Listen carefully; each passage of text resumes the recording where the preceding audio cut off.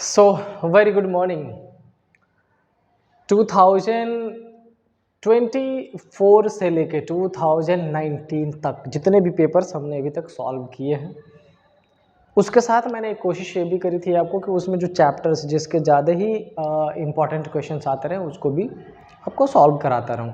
और इसमें हमने पढ़ लिया है क्या क्या, सिलॉग्स पढ़ लिया है, क्लॉक एंड कैलेंडर पढ़ लिया है हमने, डाइस एंड क्यूब पढ़ लिया, मतलब हमने 4 चैप्टर प्रॉपर्ली पढ़ चुके हैं।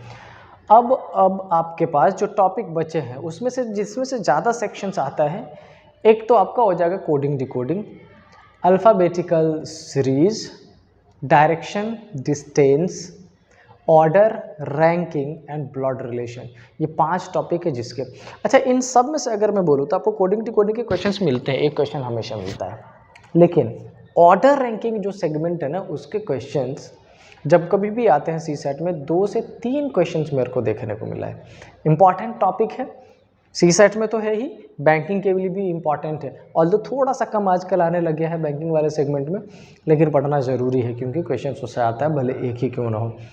एसएससी की बात करें बहुत सारे क्वेश्चंस आ जाएंगे, लेकिन अपन कोशिश करते हैं कि पैटर्न सी सेट लेवल का ही रखें। अच्छा, दूसरी बात ये कई सारे टाइम बच्चे पूछते हैं क्या सर ऑर्डर रैंकिंग जो चैप्टर या रीजनिंग का कोई भी चैप्टर है क्या उसका लेवल सी सेट के लिए डिफाइन कर पाएंगे? आंसर है नहीं। बेसिक पैटर्न होता है, लेकिन क्वेश्चन जो पूछने का तरीका होता है वो थोड़ा सा लॉजिकल हो जाता है ना। जैसे आपने कल लास्ट क्लास में देखा था, कैलेंडर वाले सेक्शन में क्या था, नॉर्मली क्या होता है कैलेंडर में पूछ लेता है कि सर इस डेट पे कौन सा दिन आएगा, या एक डेट का गिवन है दूसरे डेट का पूछ लेता है कि कौन सा आएगा, कुछ ऐसा सेगमेंट रहता है। लेकिन क्या इसी सेट में क्या दे दिया था, एक दिया था कि एक पर्सन के 3 बच्चे हैं जिसमें से एक का बर्थडे पर्टिकुलर डेट पर है, दूसरे का इस पर्टिकुलर डेट पे है, तीसरे का कब आएगा, मतलब कंपैरिजन थोड़ा सा लॉजिकल या डेटा सफिशिएंसी बेस्ड रहता है। तो आज हम बेटा इस सिलसिले में आज हम पढ़ने वाले हैं ऑर्डर रैंकिंग का, चूँकि लास्ट 6 ईयर्स के पेपर में हमने देखा है कोई भी ऐसा साल नहीं है जिस साल उस सेगमेंट से क्वेश्चन नहीं आया है, तो हम उसको पढ़ेंगे आज, अच्छे तरीके से पढ़ेंगे। और आज के 1 घंटे की क्लास में मैं कोशिश करूंगा कि 50% चैप्टर तो आपका कंप्लीट हो ही जाए, बचा जो हुआ जो होगा वो अभी, कल तो संडे है, मंडे को अपन कंप्लीट करेंगे, ठीक है ना। एंड आई होप टाइम बहुत कम बच गया है, तो प्रिपरेशन बहुत ही शानदार जोन में होने वाला है। देन चलो शुरू करते हैं, देखते हैं ये जो आपका टर्म है कौन सा, ऑर्डर एंड रैंकिंग। पहले तो मेरे को ये बताओ, आप में से जो कोई भी साथ है हमारे, कमेंट करके भेजिए जल्दी से कि ये जो 2 वर्ड है ऑर्डर एंड रैंकिंग, इसका मतलब आपको क्या समझ आता है, क्या मतलब है, what do you mean by order and ranking. अच्छा, नॉर्मली ऑफ क्लास में वैरायटीज ऑफ आंसर आने शुरू हो जाते हैं, सर ऑर्डर मीन्स ऑर्डर जो देते हैं अपन एक दूसरे को, नहीं, रैंकिंग मीन्स रैंकिंग जो देते हैं एक दूसरे को, हाँ वो सही है, लेकिन ऑर्डर मीन्स जो ऑर्डर अपन देते हैं इस वर्ड से जो अपन कंसीडर कर लेते हैं वो नहीं। सिंपल सा लैंग्वेज में समझिए, if there is a class in which total 100 students are sitting, अगर उसमें एक टेस्ट कंडक्ट कराया जाए, कोई ऐसा बच्चा होगा जो टॉप निकलेगा फर्स्ट रैंक, कोई ऐसा बच्चा होगा वो भी टॉप निकलेगा नीचे से 100 रैंक, सबको अपना इंडिविजुअल इंडिविजुअल आ सकता है। अब आप कहोगे कि सर कोई ऐसा बच्चा भी तो हो सकता है 2-3 जिसके सेम मार्क्स है, आ जाएंगे, रैंक सेम हो जाएगा, इतना लेने की ज़रूरत नहीं है, ठीक है। मतलब सिंपल सी बात ये है कि जब अपन सिंगल पर्सन की बात करेंगे, इंडिविजुअल की बात करेंगे, तब कौन सा टर्म आने वाला है, रैंकिंग का। लेकिन ऑर्डर की बात कब, अगर मैं आपको क्लास में बोलूं कि भाई तुम जाओ और सारे ए से नाम वाला जो पर्सन है वो फर्स्ट रो में, बी से नाम वाला सेकंड में, सी से नाम वाला थर्ड रो में, जितने लोगों ने रेड कपड़े पहन रखे हैं वो लेफ्ट साइड में बैठेगा, जिसने दूसरे कलर का पहन रखा है राइट साइड में। एक सिस्टमेटिक अरेंजमेंट हो गया ना, ऑर्डर का बेसिक मतलब हो जाता है सिस्टमेटिक अरेंजमेंट, ठीक है। तो जब अपन बात करते हैं किसकी, रैंकिंग की, तो आपको यहाँ पर एक चीज़ ध्यान रखना पड़ेगा कि जब अपन किसकी बात करेंगे, रैंकिंग की बात करेंगे, then we will be talking about an individual, किसकी बात करेंगे, एक पर्सन की। लेकिन जब अपन इसकी ऑर्डर की बात करेंगे, there person will be more than one, समझ आई बात, मतलब एक से ज़्यादा। कैसा क्वेश्चन पूछ देता है, सारी चीज़ें बताऊंगा कैसे क्वेश्चन पूछ लेता है। तो there are 5 person sitting in a row on the basis of their height, on the basis of their weight, on the basis of their marks what they got in the examination, on the basis of blah blah blah, and बहुत सारे segment हो जाता है। अब आपको समझ आ रहा होगा मैं किस चीज़ की बात कर रहा हूँ, समझ आई बात। तो बेसिकली ये रैंकिंग की बात की गई, इंडिविजुअल पर्सन, और ऑर्डर की बात की गई, जहाँ पर पर्सन एक से ज़्यादा होगा। खुद भी समझो ना, एक से ज़्यादा पर्सन होगा तभी तो आप उसको अरेंज करोगे भाई। अगर एक या एक ही पर्सन होगा तो उसके अरेंजमेंट की ज़रूरत है? आप सीधा बोलोगे जाके बैठ जाओ क्लासरूम में, फर्स्ट रो में, सेकंड रो में, लेफ्ट में, ऐसा होता है ये। अच्छा, ये टॉपिक लिटरली बहुत इंपॉर्टेंट है क्योंकि सीसैट में बहुत सारे क्वेश्चंस पूछे गए हैं थ्रू आउट द ईयर। अच्छा, अब क्या कर सकते हैं, कैसे इसको शुरू करें? तो कुछ चीज़ें हैं जो इंपॉर्टेंट है आपके लिए, ज़रा ध्यान से समझिए उसको। चाहे बात की जाए वन पर्सन की, चाहे बात की जाए ऑर्डर रैंक की, वो इंडिविजुअल की, जब ये टॉपिक अपन शुरू करते हैं ना, कौन सा, ऑर्डर रैंकिंग, तो आपको हर क्वेश्चन में बेटा दो टर्म देखने को मिलेगा। एक टर्म जिसको अपन बोलते हैं क्या, रो, और दूसरा टर्म जिसको अपन क्या बोलते हैं, कॉलम। बहुत ध्यान से समझिएगा, है भी बहुत सिंपल चीज़ें, जल्दी क्लियर हो जाने वाली है। अच्छा, जब अपन रो की बात करते हैं, इसका मतलब तो अपन किस लाइन की बात कर रहे होते हैं, इसकी। और जब अपन कॉलम की बात करते हैं तब अपन किसकी बात कर रहे होते हैं, इसकी, probably, if I am not wrong, यही है ना। अच्छा, एक बात बताओ, ये जो लाइन दो सेगमेंट मैंने बना दिए हैं, लाइन के दो सेगमेंट बना दिए, फिलहाल इसका एक एंड ये है और एक एंड ये है, इन द सेम वे इसका एक एंड ये है और एक एंड ये है। इससे रिलेटेड जब क्वेश्चन फ्रेम किया जा सकता है तो क्या बोला जाएगा, देखो ये वाला जो है इसको मैं लेफ्ट हैंड बोलूंगा और इस वाले को मैं क्या बोलूंगा, राइट हैंड बोलूंगा। इसको मैं क्या बोलूंगा, स्टार्टिंग पॉइंट, और इसको मैं क्या बोलूंगा, एंडिंग पॉइंट। अच्छा, इस वाले को मैं क्या बोलने वाला हूँ, इसको मैं बोलूंगा टॉप, और इसको मैं क्या बोलूंगा, बॉटम। इसको मैं क्या बोलने वाला हूँ, अप, इसको मैं क्या बोलने वाला हूँ, डाउन। अब आप सोच रहे होंगे कि मैं ये सारा क्यों लिखवा रहा हूँ, तो बेटा इन्हीं सारे वर्ड्स का यूज किया जाता है क्वेश्चन के फॉर्मेशन में। अब आप सोच रहे होंगे कि इन वर्ड्स का कैसे यूज हो सकता है, क्वेश्चन कैसा होता है, क्वेश्चन ऐसा होगा, A is sitting on 30th position from top and B is sitting on 40th position from bottom and there are 10 persons in between them, then find the total number of persons. हो सकता है ऐसा, तो देखिए रूपा है, रूपा left से 10वें position पर और सीता है, सीता राइट से 20वें पोजीशन पर बैठी है, उन दोनों के बीच में कुछ पर्सन्स हैं, बता दीजिए कितने होंगे टोटल। ऐसा कॉन्फ़िगरेशन होता है। तो इस पर्टिकुलर चैप्टर में जितने भी क्वेश्चंस फ्रेम किए जाएंगे ना, उस क्वेश्चंस फ्रेम में ये रो और कॉलम का सेगमेंट आएगा और इसमें आपके ये सारे टर्म्स का यूज़ किया जाएगा। ठीक है, अब आपको थोड़ा थोड़ा ये भी आइडिया लगना शुरू हो गया होगा कि आखिर इसमें क्या क्या पूछा जा सकता है। मैं एक बार दोबारा रिपीट कर देता हूँ, जब अपन ऑर्डर रैंकिंग की बात करेंगे, कुछ ऐसे क्वेश्चंस होंगे जिसमें नंबर ऑफ पर्सन्स एक होगा, कुछ ऐसे क्वेश्चंस होंगे जिसमें नंबर ऑफ पर्सन्स एक से ज़्यादा हो जाएगा, कुछ ऐसे क्वेश्चंस आएंगे जहाँ पर पोजीशन की बात की जाएगी, कुछ ऐसे पर्सन आएंगे जहाँ पर पोजीशन की नहीं, ओवरऑल एक ग्रुप की बात कर दी जाएगी। उन सब में यूज़ किया जाएगा। तो ये कुछ वर्ड्स है जिसका यूज वो करेंगे। डन। चलिए अब आगे देखते हैं इस टॉपिक में। जैसे कि मैं हमेशा पढ़ाता रहा हूँ आपको, ऑफलाइन क्लास में भी मैं यही करता हूँ। सबसे पहले आपको टारगेट दे देता हूँ, आपको ये बता देता हूँ कि देखो इस टॉपिक में आपने क्या क्या पढ़ना है। और याद है मैंने अभी कल या परसों ही बोला था एक बैच में, वो कह रहे सर क्यों लिखवा रहे हो इतना सारा। मैं कहा बेटा आपको ये पता होना चाहिए कि आपके इस टॉपिक में क्या क्या है। और किसी दिन ऐसा हुआ कि मैं अगर उसमें से कुछ छोड़ के जा रहा हूँ तो आप मेरे को याद दिला पाओगे सर ये भी तो पढ़ाना बचा हुआ है। क्योंकि कई सारे टीचर्स लेक्चर्स आवर्स के कम होने की वजह से या कम मिलने की वजह से थोड़ा सा कर देते हैं। इंटरनल चीज़ है, बाद में कभी डिस्कस करेंगे। अब चलो फिलहाल देखते हैं कि इस टॉपिक में आप क्या क्या पढ़ने वाले हो। इस टॉपिक में मैं सबसे पहले आपको बताऊंगा टोटल फाइंड करना। क्या फाइंड करना? टोटल फाइंड करना। उसके बाद दूसरा मैं आपको क्या बताऊंगा, मिडल फाइंड करना। क्या? मिडल फाइंड करना। ठीक है। अच्छा, क्या मिडल की पोजीशन एक पर्सन के सेगमेंट में हो सकता है? तो आप कहोगे नहीं सर, मिडिल कब होगा? जब पर्सन्स एक से ज़्यादा हो जाएगा। समझ आई बात? चलिए अच्छा, तीसरा और क्या पूछा जा सकता है? तीसरा आपको एक टर्म इसमें यूज करता हुआ दिखेगा, दैट इज एग्जैक्ट मिडल। क्या बोलते हैं उसको? Exactly middle. एग्जैक्टली मिडल क्या होता है? सपोज कर लो कि ऐसी इंफॉर्मेशन हो कि there are 75% in a row in which A is sitting on this position from left, B is sitting on this position from right, and C is exactly in the middle of row, then find the position of C in respect of A and in respect of B. समझ आई बात? ऐसा दे देता है। अच्छा, इसके बाद question framing में एक और टर्म यूज किया जाएगा और उस टर्म को अपन बोलते हैं क्या, इंटरचेंज, या कई बार क्या यूज किया जाता है, एक्सचेंज। क्या क्या, इधर इंटरचेंज और एक्सचेंज का पैटर्न पूछा जाता है। ठीक है, फिफ्थ टर्म, अब इसको मैं टर्म का नाम ना देके डायरेक्टली क्या लिख दे रहा हूँ, मिसलेनियस। बहुत डिफरेंट पैटर्न्स के क्वेश्चन पूछे जाते हैं, सारे प्रीवियस ईयर्स के क्वेश्चन लेके करवाऊंगा क्वेश्चन में। सिक्स्थ, जब हम पर्सन्स एक से ज़्यादा करेंगे उसमें किसका यूज करेंगे, ऑर्डर का। जब वो पर्सन हो सकता है 3, 4, 5, 6, 7, 8, जिसके क्वेश्चन सी सेट में बहुत ज़्यादा पूछे जाते हैं। ठीक है, ये आपके सेगमेंट है। अब इसमें कुछ चीज़ें और है जो मैं यही चाह रहा हूँ आपको बता दूँ, क्या क्या। अच्छा, जब आप टोटल की बात करोगे ना बेटा, जब आप किसकी बात करोगे, टोटल की, तो इसमें आपके 3 सेगमेंट निकलेंगे।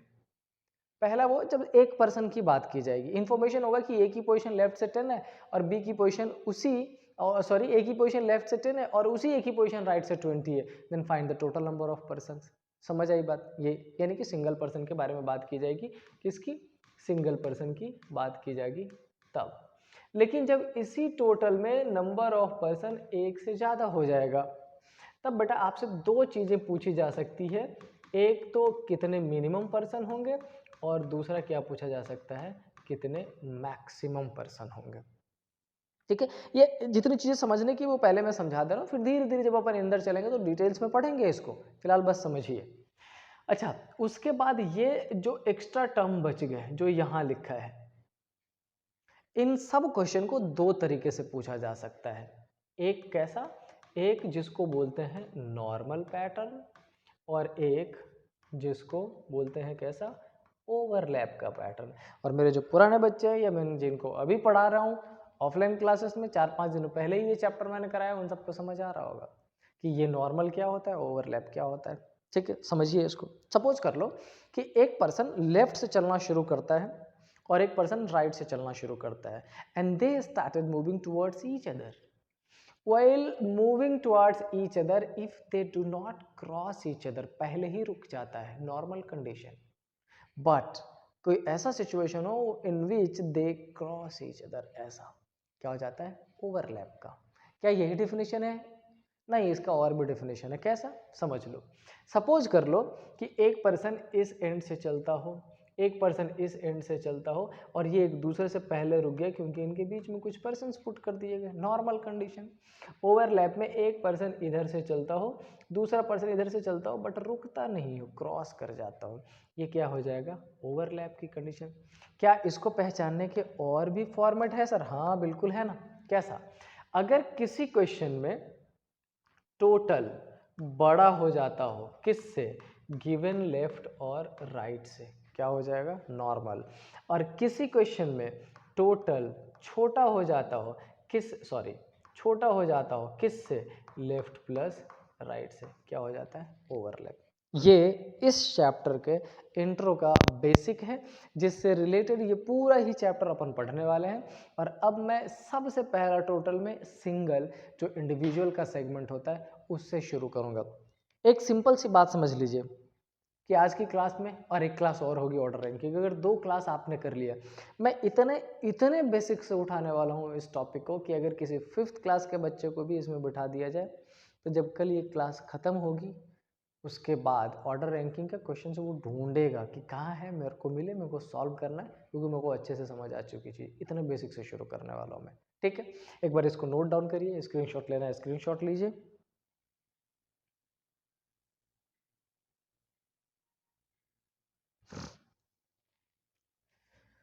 चले, आई होप आगे बढ़ने का टाइम आ गया है। और सबसे पहले मैं शुरू करने वाला हूँ कौन सा, सिंगल में। अच्छा समझिए, जब एक पर्सन की बात की जाती है तो उसमें क्या क्या दिया रहेगा और क्या क्या आपसे पूछा जा सकता है।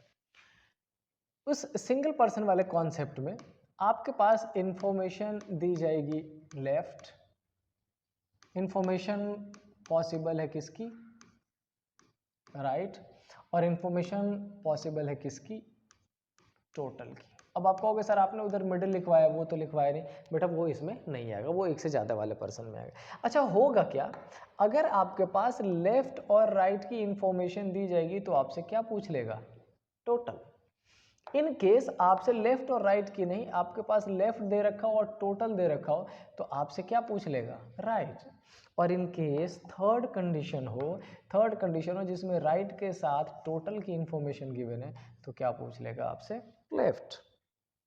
इन वेरी सिंप्लीफाइड वे इस 3 टर्म में से किसी 2 की इंफॉर्मेशन दी जाती है और तीसरा आपसे पूछा जाएगा एवरी टाइम। इतना बेसिक ऑनलाइन क्लास में आपको देखने को नहीं मिलेगा, आई एम वेरी श्योर, क्योंकि मैं बहुत सारे वीडियोज मैंने देख रखी है ना। आपको डायरेक्टली क्वेश्चन सॉल्व करा दिया जाता है। ये चीज़ें ऑफलाइन क्लास में पढ़ाने की है, ऑफलाइन में कराता हूँ मैं। ज़्यादातर टीचर ऑनलाइन में आने के बाद नहीं करते हैं, डायरेक्टली क्वेश्चन पढ़ा दो, क्योंकि भाई ऑफलाइन में आएंगे तो कुछ पे भी करेंगे, रिक्वायरमेंट भी होती है उनकी, है ना। लेकिन मैंने जब ये बैच शुरू किया था सीसेट वाला, मैंने तभी आपसे बोला था मन की तसल्ली के लिए पढ़ा रहा हूँ, क्योंकि कोई ऐसा टाइम था जिस टाइम मैं नहीं कर पाया था जो मेरे को करना चाहिए था, उसके लिए पढ़ा रहा हूँ, है ना। और यूवीमेट वाला कंप्लीट हो जाएगा और प्रोबेबली मैं आपका फर्स्ट में से 15 मई के बीच में, उन 15 दिनों में जितने भी साल का, यानी लगभग आप मान लो ऐसा 2012 तक का, इतने साल का जितना सीसेट हमने कर रखा, उन सब का मैं पैसेजेस भी कराने वाला हूँ, बेहतरीन ढंग से कराने वाला हूँ, ठीक है। सो जुड़े रहिएगा, थोड़ा बहुत लाइक्स और सब्सक्राइब करते रहें, शेयर करिएगा, आपका फ़ायदा। साथ में जो कोई भी उस कंडीशन में है, जो बड़े इंस्टीट्यूट में जहाँ मैं पढ़ा रहा हूँ, नाम मैं नहीं लूँगा, लेकिन अगर मैं बोलूँ कि राजेंद्र नगर की बात कर रहा है, अगर मैं बोलूँ कि नेहरू विहार की बात कर रहे हैं, जहाँ पे बच्चों को सीसेट की क्लास लेने के लिए 2 लाख रुपए पे करना पड़ता है, वो कंटेंट फ्री में मिल रहा है, आपको यूटिलाइज करिए इसका, ठीक है। चलिए, अब क्वेश्चन में कैसा हो सकता है, मैं पहला क्वेश्चन एक अपने एंड से लिख रहा हूँ, आप समझ लीजिए। और मेरे को ऐसा लगता है ना कि क्वेश्चन जब आप एक बार देखोगे ना, तो क्वेश्चन आप खुद से ही बनाना शुरू कर दोगे, अच्छा ऐसे बनता है, इतना सिंपल है, क्या हो सकता है। क्वेश्चन नंबर 1 में लिखा होगा ऐसा, A is sitting on 15th from left end कहाँ से बैठा है? Left and, and 17th from, कहाँ से पहुंचा है? 17th फ्रॉम राइट एंड, ठीक है। देन फाइंड द टोटल, क्या लिखेगा? Find the total. यही मैंने ऊपर बताया था आपको, हाँ सर यही बताया था। क्या इसमें क्या क्या इन्फॉर्मेशन दे दी गई इस क्वेश्चन में? इस क्वेश्चन में इन्फॉर्मेशन आपको दे दिया है किसका? इस क्वेश्चन में बेटा इन्फॉर्मेशन दे दिया मैंने आपको टोटल का, और मैंने किसका दे दिया? राइट का, सॉरी लेफ्ट का और राइट का, और आपसे मैंने क्या पूछ लिया है? टोटल। क्या इस क्वेश्चन को सॉल्व करने का सिर्फ डिस्क्रिप्टिव तरीका है? नहीं, शॉर्ट फॉर्मेट भी है और बड़ी जल्दी से फाइंड कर लोगे। मैं फिर से कह रहा हूँ, ये इतना बेसिक क्वेश्चन है, सबसे फर्स्ट स्टेज का क्वेश्चन है, जो आज के टाइम में शायद पेपर में नहीं पूछा जाएगा, लेकिन आपका बेस तैयार करने के लिए ये समझाना जरूरी था, इसलिए मैंने उस हद से उठाया है जिस हद पे जाके लोग आज नहीं पढ़ाते, उड़ा देते हैं ऊपर ऊपर डायरेक्टली। लेकिन मैं क्या चाह रहा हूँ, आप समझो तो ऐसा समझो कि आपको पढ़ाने का मौका मिले तो एकदम खतरनाक तरीके से पढ़ाओ, शानदार तरीके से, राइट। इसको कैसे कैसे सॉल्व कर सकते तो समझो। अच्छा, इसमें इस ए की पोजीशन, किस ए की? इस ए की पोजीशन लेफ्ट से भी दी गई है, चलो लेफ्ट से दे दी। ए की पोजीशन जो लेफ्ट से दी गई है वो कितनी दी गई है? 15 दी गई है ना। ए 15th पोजीशन पर है। अच्छा, इसी ए की पोजीशन राइट से कितनी दी गई है? राइट से दी गई है सर 17 पोजीशन पर। अब समझिएगा एक बार बहुत ध्यान से, इस ए की पोजीशन लेफ्ट से दी गई कितनी? 15, और राइट से दी गई कितनी? 17, यही है ना। कैसे फाइंड करें? अच्छा एक बात बताओ, मैं अगर किसी रो में 9th पोजीशन पर हूं तो मेरे से पहले कितने लोग होंगे? मेरी 9th पोजीशन है ना, इसका मतलब मेरे से पहले कितने होंगे? 8 लोग हो जाएंगे। डन? Yes done. अच्छा वैसे ये बताओ, अगर ये लेफ्ट से 15वें पोजीशन पर है तो इसके पहले इस साइड और कितने लोग होने वाले हैं? 14, तभी तो ये 15वां पोजीशन है। अच्छा, इसी एक की पोजीशन राइट से कितनी दी गई? 17, मतलब इसके पहले कितने लोग होने वाले हैं? 17। और बेटा ये बात बताओ, ये जो 15 और 17 दो पोजीशन जो दी गई है, वो दोनों पोजीशन किसकी दी गई? एक ही तो दी गई है ना, मतलब एक पोजीशन ये भी है। तो आपको करने की क्या जरूरत होगी टोटल फाइंड करने के लिए? आप कहोगे सर ए के लेफ्ट में 14, ए के राइट में 16, और बचा एक पर्सन, इन सबको सर मैं जोड़ दूंगा और टोटल आंसर क्या हो जाएगा? 32। हो गया ना करेक्ट? Yes done. एक तो ये हो गया डिस्क्रिप्टिव। अच्छा, अब क्या इसमें फॉर्मूले का यूज कर सकते हैं? हाँ कर सकते हैं, शॉर्ट ट्रिक का। वो शॉर्ट ट्रिक कुछ नहीं है, इसी को डिफरेंट पैटर्न से लिख दिया जाता है। आपसे क्या पूछा गया है?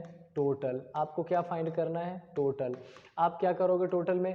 लेफ्ट को राइट में प्लस करके और -1 कर देंगे। लेफ्ट हमारा कितना गिवन है? 15। राइट हमारा कितना गिवन है? 17। -1 कर दिया, क्या हो गया? 32। -1 कर दिया, क्या हो गया? 31। क्या वही आंसर आ गया? हाँ आ गया सर।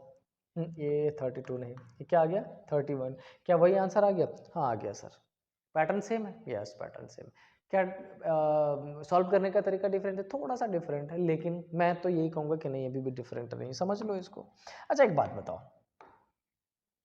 यहाँ पर मैंने +1 किया है और यहाँ पर मैंने -1 किया, क्यों? तो समझिए, इस वाले कॉन्फ़िगरेशन में मैंने जब ये 14 लिया, मैंने ए की काउंटिंग नहीं करी थी, ए के पहले जितने लोग हैं उसकी काउंटिंग कर दी, राइट।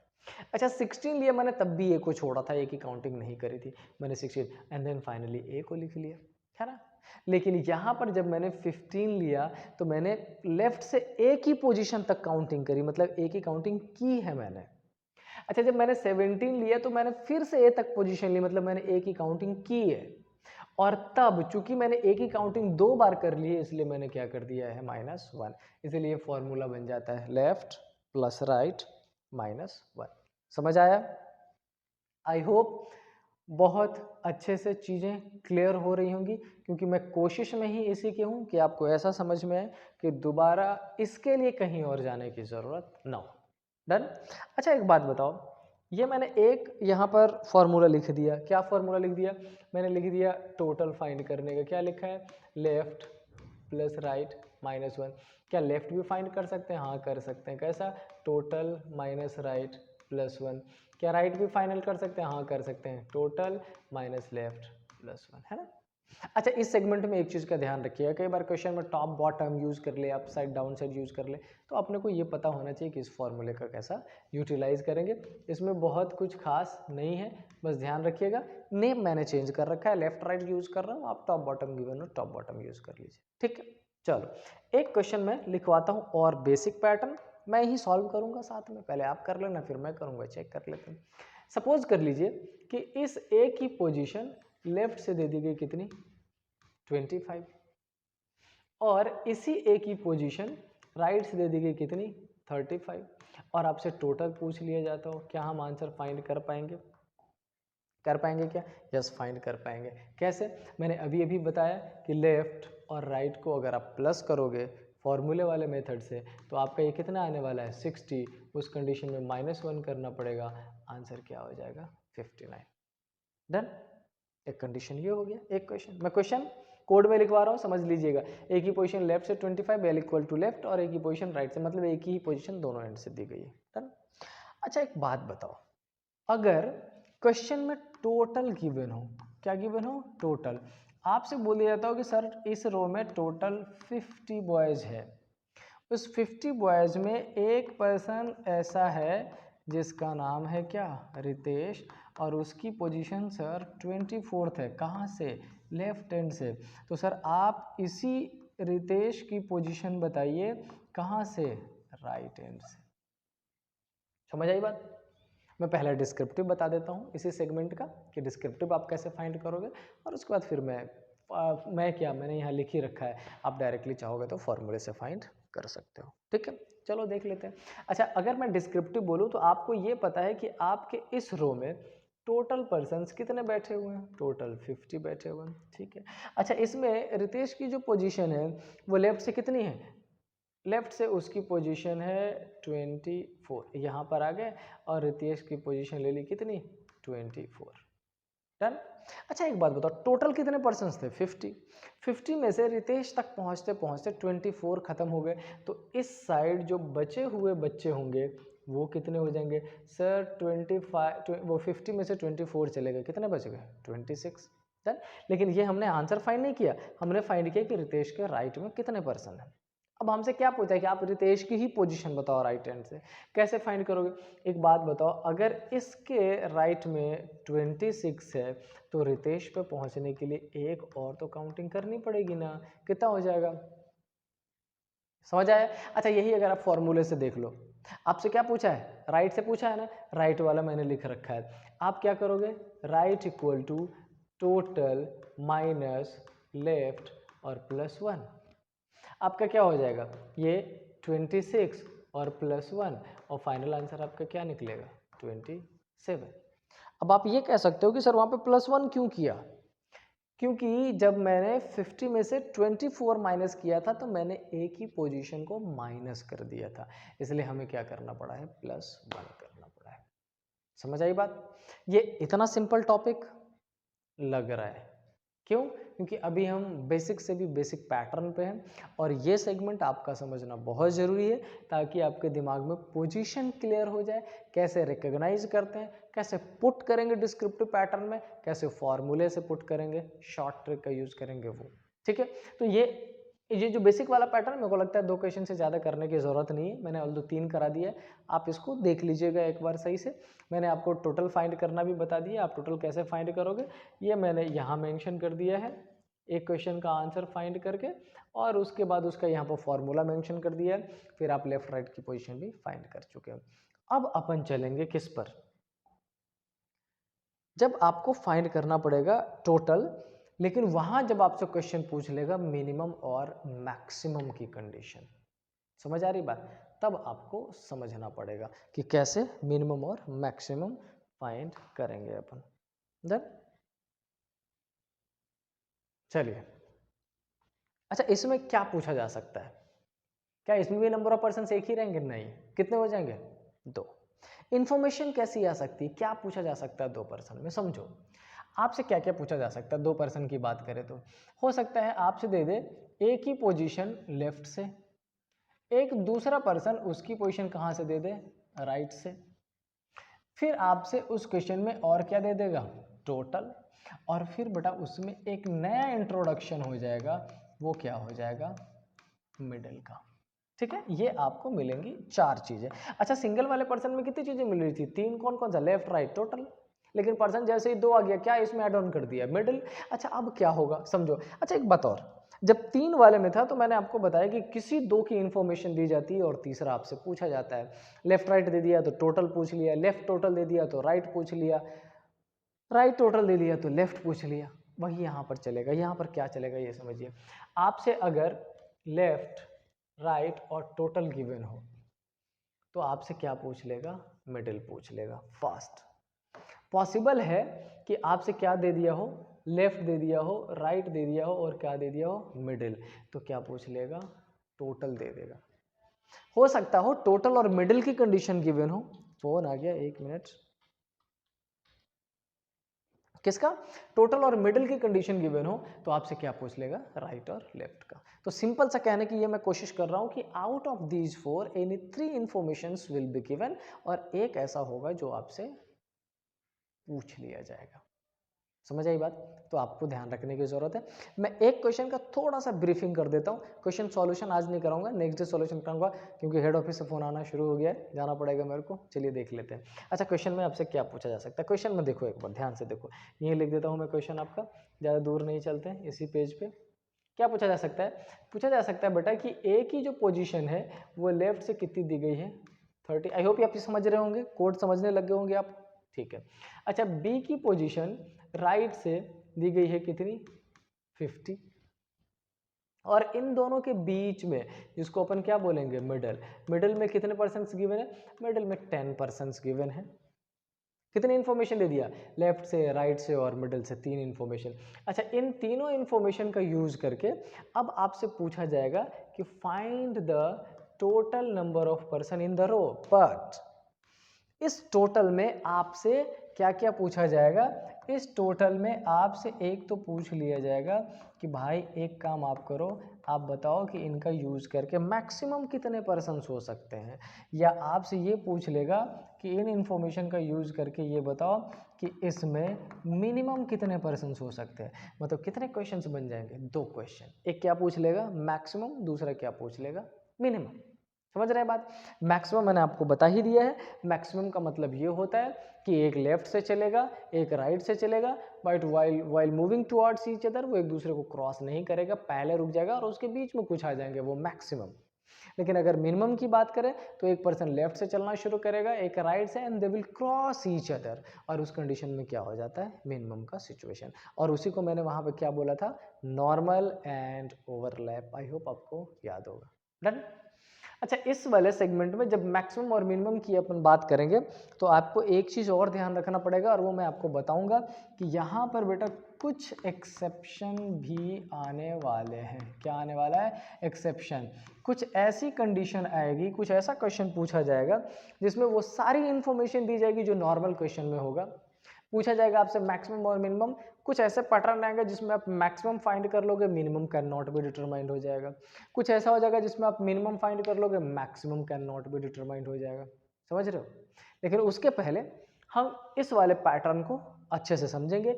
आज मैं आपके लिए क्लू बहुत छोटा सा लिख के जा रहा हूँ, आई होप आप उसका यूज कर पाएंगे। प्रोबेबली जब आपसे मैक्सिमम पूछा जाता हो, क्या पूछा जाता हो, maximum, then make sure maximum में आपको करना है left plus right plus middle. बहुत सिंपल है ना, है ना, है ना, है ना, बहुत सिंपल। यस, बहुत सिंपल है। लेकिन जब आपसे क्या पूछा जाता हो, मिनिमम, तो आपको क्या करना है, left plus right minus middle minus 2।